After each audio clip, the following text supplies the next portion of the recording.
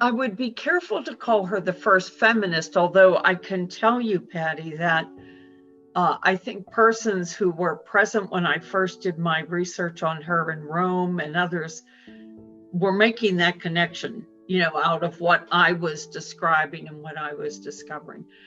I think we need to be careful because actually in ancient times, the early monasteries of women, especially in the East, there were women who were extremely influential in the church. Even in the earliest generations of the Roman church, it was wealthy women who turned their homes over for the apostles or later the disciples to come into their home to hold Eucharist. And because they were wealthy, they could bring the poor in, to share in the Christian community. So the presence of strong women is very ancient. I think where Clare gets that extra level of credit is precisely the fact that we know and we have the record that she was literally in communication with the papacy. There aren't a lot of women who that's part of the ordinary experience of her life.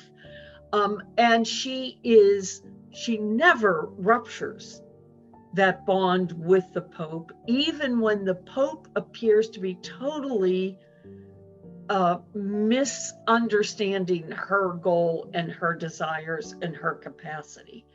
So I think that the resistance to papal intervention to persuade her that what she's trying is impossible is really amazing. And then what sort of is the final symbol of that is that she asks the Pope to approve the form of life that she has developed. It's already been approved by the cardinal who has the Pope's delegation to approve. In other words, technically, legally, she did not need that. But when she asks Pope Innocent, will he add his name? She's basically asking the Pope that she refused. I mean, for me, I want to be the film director that directs this scene. He shows up, she's dying. 4 years earlier, he sent a rule, they said, thanks, but no thanks. Now he comes to show respect, and she said, would you please sign this rule?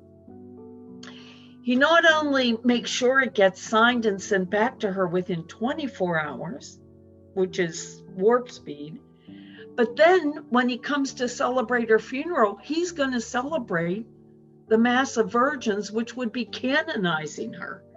And his co-workers have to talk him out of it. So you look at that experience and say, holy crow, what kind of a rapport was this?